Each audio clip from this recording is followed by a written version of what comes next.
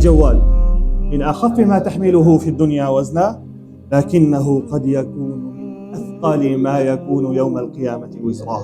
هذا الجوال مدمر للأجيال، قاتل للحياة، قاتل للعفة، قاتل للأوقات.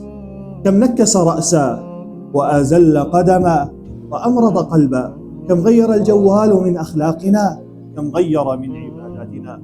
فهو سلاح خطير ذو حدين، إما لك أو عليك، إما أن تستخدمه في الخير وإلا فأنت في خطر، فتدارك نفسك.